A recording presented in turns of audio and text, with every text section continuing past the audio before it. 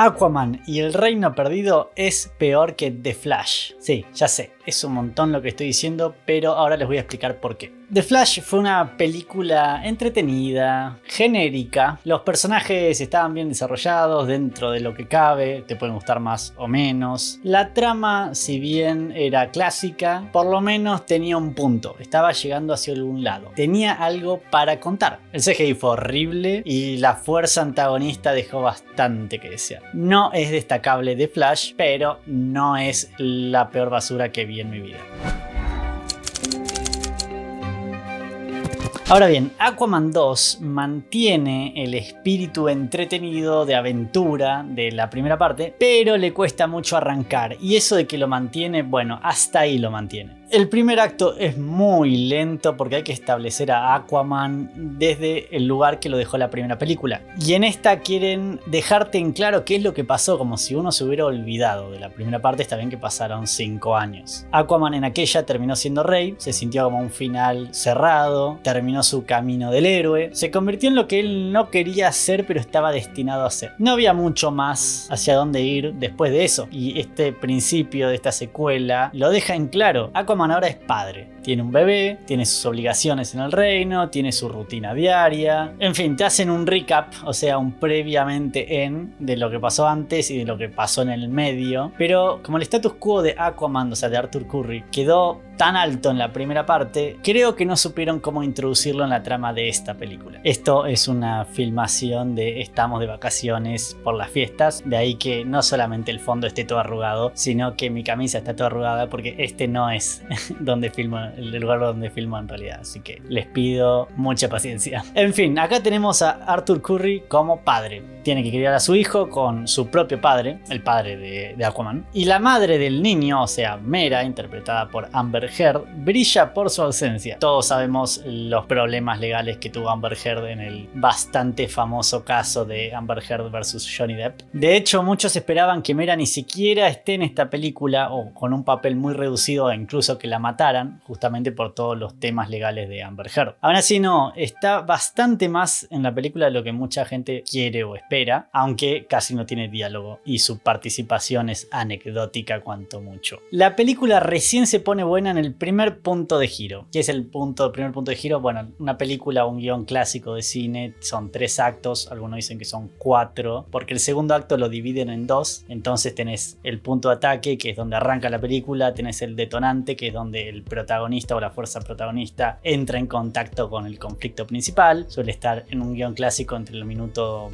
12, 15, a veces 20 si la película es muy larga. Después tenemos el primer punto de giro, que es cuando el héroe o el protagonista toma la decisión de entrar en la historia, en la trama general, en el conflicto, y eso cierra el primer acto y entramos en el segundo acto. Tenemos un punto medio, que algunos lo llaman un segundo punto de giro, que no lo es, que va justamente en la mitad de la película y la mitad del segundo acto, y después tenemos un segundo punto de giro, que es cuando la fuerza antagonista hace algo irreversible y ya es... no, llegamos al clímax. Ese segundo punto de giro lo que hace es cerrar el segundo acto y entrar en el tercero. Si quieren saber más sobre teoría de cine y les interesa todo este tema, déjenmelo en los comentarios y hago un video específicamente sobre eso. Pero bueno, volvemos a Aquaman. La película se pone buena en el primer punto de giro, que es cuando Aquaman entra en contacto o decide entrar ya directamente en el conflicto principal contra Black Manta. Este primer punto de giro tiene como gran evento catártico, que es que Manta ataca y lastima a Mera, la deja incapacitada. Casi podría decir que la deja en su lecho de muerte, pero no. Eso motiva a Aquaman a enfrentarse definitivamente al villano y decir, bueno, lo tengo que parar. Y lo va a llevar a Aquaman a rescatar a su hermano, Orm, Ocean Master, que fue interpretado por Patrick Wilson en la primera película y vuelve en esta segunda. En esto podríamos decir que se parece un poco a Thor 2, que Thor tiene que rescatar a Loki para que lo ayude contra Malekith. Bueno, es similar. Y de hecho hacen una referencia a eso en esta película. Toda la secuencia de Aquaman rescatando a Orm, que está en los trailers, así que esto no es spoilers, se siente un poco apurada, como que falta más desarrollo. Aquaman se infiltra en una prisión desértica y es así, asá y asá, y se terminó la secuencia. Podrían haberle metido un poco más de onda, es más una voz en off de Aquaman diciendo qué es lo que van a hacer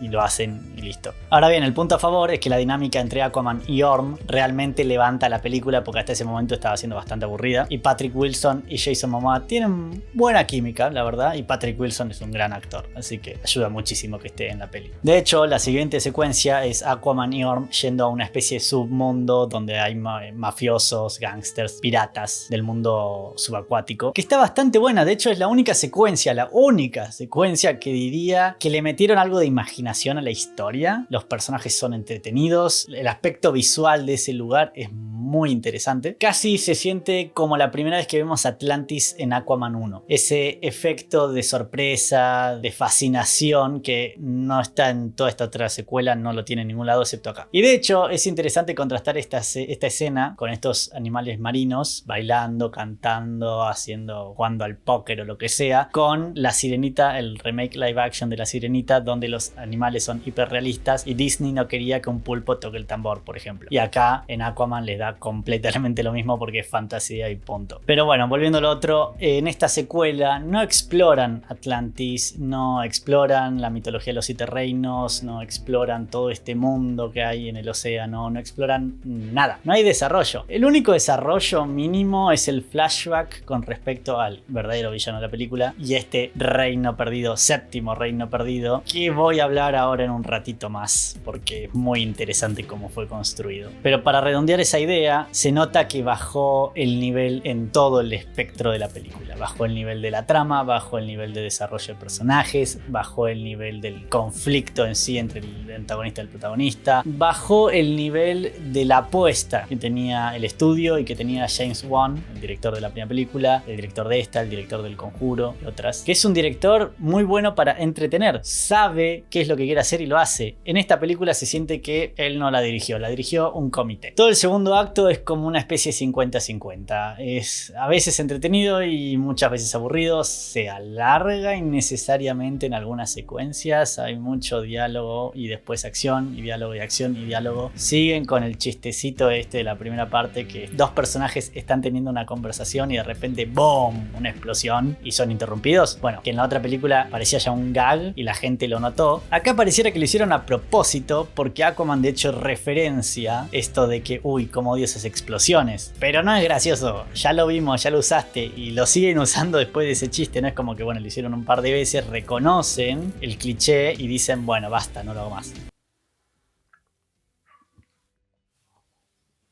En fin, la trama es aburrida porque el villano es aburrido. En general, y esto lo dijo Hitchcock, así que no me tomen a mí de punto, un héroe puede ser tan grande como grande sea su villano. ¿Qué quiere decir esto? Que si el antagonista al que hay que enfrentar no está al nivel, la trama en sí y entonces la épica del héroe tampoco lo van a estar. Black Manta a mí me ha gustado en la otra peli como un personaje de apoyo del villano principal y preparándolo para ser la gran némesis de Aquaman, que lo es el Joker de Aquaman, es el Lex Luthor de Aquaman. Y ya habían seteado la muerte del padre de Black Manta en la primera película y por qué Black Manta odia a Aquaman y por qué se quiere vengar. Bueno, ese plan de venganza es solamente eso y después encima Black Manta es poseído por el tridente oscuro, de nuevo está en el tráiler, y a partir de ahí Black Manta ya no tiene más personería en todo el conflicto. Ya no es él quien quiere vencer a Aquaman, está siendo poseído por el villano que es como Sauron, pero no es Sauron, pero se parece. Y este villano en las sombras, este villano encubierto que posee a Black Manta, tampoco es tan interesante porque no tiene ningún backstory más allá de ser o que fue el hermano de Atlan, el rey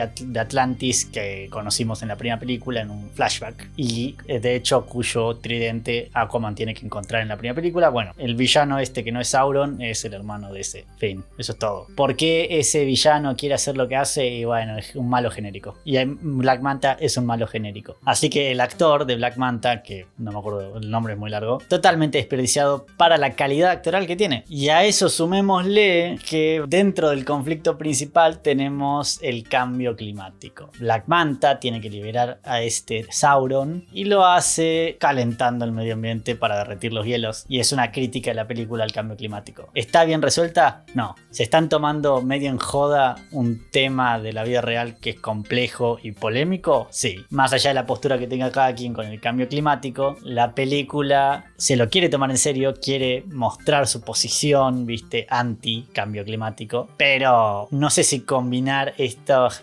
problemáticas del mundo real con superhéroes funciona como ellos quieren que funcione. Y ya que estamos, aprovecho este momento para pedir que si les está gustando el video o si les gustaron los videos anteriores, por favor le den like, me ayudaría un montón. Y también si les gusta el canal en general y quieren ayudarme, pueden suscribirse. Ya pasamos la barrera de los 3000 suscriptores, así que muchas gracias. Y ahora nos gustaría ver si podemos llegar a los 5000 suscriptores. ¿Podremos en este verano? O bueno, invierno del norte. Ojalá, ojalá. El CGI es horrible.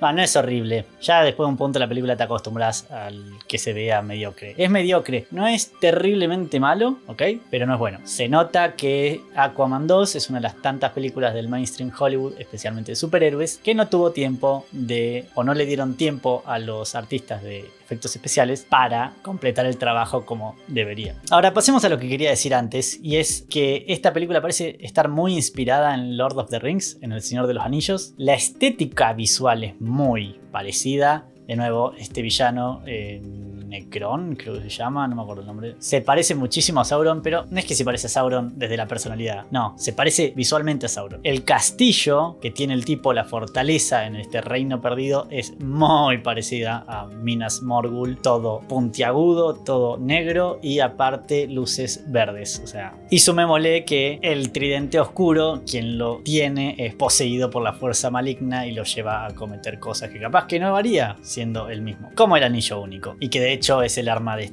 este villano que le da su poder y bla bla bla. A ver, Aquaman es high fantasy, o sea, alta fantasía, fantasía épica. Así que podés trazar paralelismos con el género del Señor de los Anillos, con los reinos, con la magia, la fantasía en sí, los personajes y demás. Sí, hay puntos en común como los hay con Thor. Así que tampoco está fuera de ese reino, no se siente extraño. No se siente exagerado, pero se siente un poco robado. Thor podría perfectamente usar más de este concepto de fantasía épica que en Aquaman 1 le salió muy bien, en Aquaman 2 más o menos, pero en las películas de Thor nunca tuvimos. Y eso que hay bastantes similitudes entre Aquaman y Thor también. El mismo Aquaman Jason Momoa es muy parecido al Thor, si bien los personajes de los cómics no son parecidos en sí a sus adaptaciones, pero son más parecidos entre sí en los cómics también. Y después tenemos que cada uno tiene un hermano malvado, aunque Loki y Orm, o sea Ocean Master, son muy distintos. Afortunadamente Ocean Master es mucho más honorable, es un tipo que quiere ser un rey digno del trono de Atlantis y quiere cumplir con su deber. Capaz que sus métodos son bastante cuestionables, pero lo hace desde un buen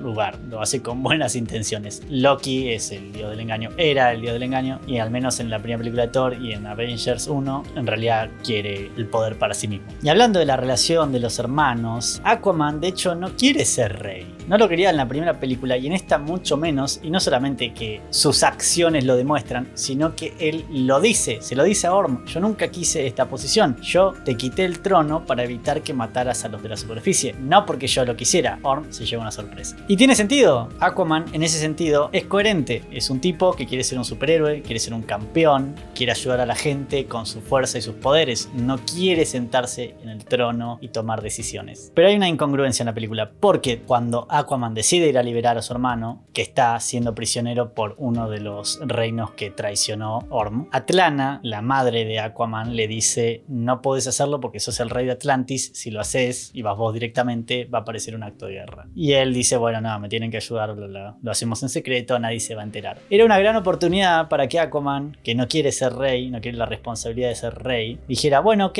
abdico en favor de mi madre, que está ahí, es Nicole Kidman, perfectamente puede ser la reina ella, entiende mucho mejor la política de Atlantis, pero no lo hacen. Y después más adelante en la historia, Orm también le dice: ¿por qué no abdicás si no querés ser rey y le dejás a alguien que sí quiere hacerlo? Y no lo hace. Y al final de la película también podría haber abdicado y no lo hace. Y siempre está ahí la madre, que es la mejor candidata a ser reina, porque Orm no puede. Y Orm no querría hacerlo porque le pesa una condena sobre su cabeza y la acepta, lo cual lo hace muy interesante como ex villano. A todo esto se inventaron una especie de consejo de Atlantis, que es una especie de parlamento con los representantes representante de los distintos distritos de Atlantis que le regulan y le controlan a Aquaman lo que puede hacer o no puede hacer como rey, lo cual es curioso porque este consejo no está en la primera película, donde Orm como rey parece hacer lo que quiere y como quiere. En esta película la líder de este consejo le dice a Aquaman que ellos le dieron los poderes a Orm para convertirse en Ocean Master, como que no fue una decisión tanto de Orm, sino que fueron ellos, lo cual es un retcon innecesario. Retcon es cuando alguien cambia la continuidad de forma retroactiva. Retroactive Continuity se llama. Retcon. Que pasa mucho en los cómics y no tiene por qué pasar entre dos películas. Pasa también en Star Wars. Y lo más absurdo de este consejo que aparece de la nada es que no va a ninguna parte, no cumple ninguna función en la historia y en un momento pareciera que quieren llevar una guerra civil contra Aquaman, pero no se desarrolla y queda en la nada. Hubiera sido una buena historia, pero no. Ahora, quiero hablar brevemente de unos spoilers, así que vayan a este minuto en el video si se los quieren saltear y ver directamente la conclusión. La escena más James Waniana, o sea de James Wan, en la película es cuando Black Manta secuestra a Baby Aquaman, o sea, el hijo de Aquaman. Tiene una onda peli de terror. Es el único momento en el que yo sentí que el director estaba dejando su huella. Todo lo demás no parece una película de él. Y hablando de Baby Aquaman, así es como se lo conocía en los cómics, literalmente, todos los que conocen del canon de DC Comics saben que Baby Aquaman se murió. Lo asesinó Black Manta, si no me equivoco. Y es una pena que acarrea al personaje Aquaman durante mucho tiempo. No pudo salvar a su hijo. Yo pensé que lo iban a matar a Baby Aquaman y hubiera sido una película mucho mejor si el tercer acto terminaba con eso, pero no se animaron a un infanticidio. Es una pena porque hubiera rescatado totalmente la película para mí. No lo hicieron. Lo otro que estaba esperando es que al menos si Aquaman iba a salvar a su hijo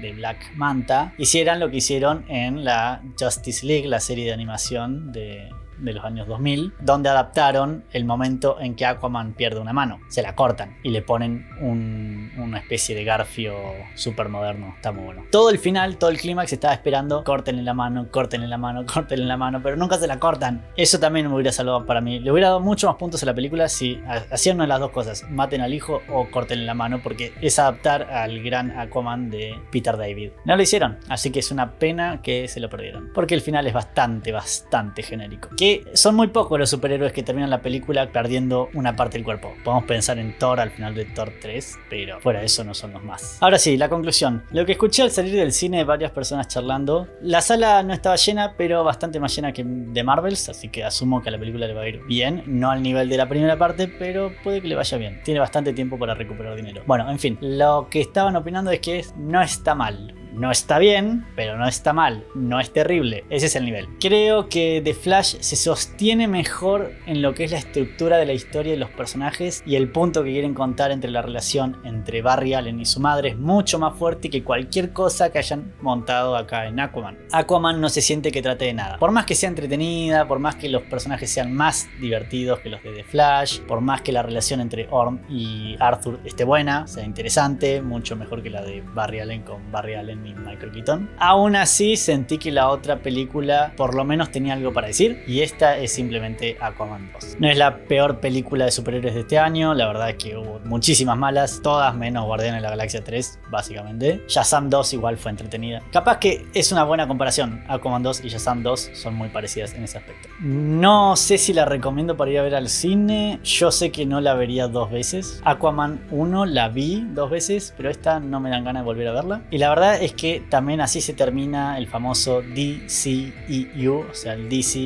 Extended Universe, que empezó con Man of Steel. Y es un final digno para semejante universo. Un universo que empezó de forma bastante polémica, siguió de forma mucho más polémica, no paró de tropezarse con sus propios pies todo el camino, por más que tuvieron éxitos, pocos, y fracasos, muchos, y películas mediocres, bastantes. Y cerrar con una película que no aporta nada y tampoco cierra el universo, y puedes verla o no, es lo mismo, tiene sentido con lo que vinimos viendo desde los últimos 10 años. Ojalá y ahora el universo que tiene montado James Gunn y Peter Safran nos dé a los fans de DC esas adaptaciones que estamos esperando. Y ya que estamos, si quieren saber qué es lo que opino de Zack Snyder, esperen a mi review de Rebel Moon, que va a salir dentro de poco. Bueno, gracias a todos si les gustó el video, y gracias también a aquellos que se quedaron hasta el final pese a que no les gustó. Les recomiendo ver el último video del canal, la review de Wonka, una película que me gustó bastante, así que si quieren por favor pasen a ver el video y nos estaremos viendo con la próxima review dentro de poco. Corte.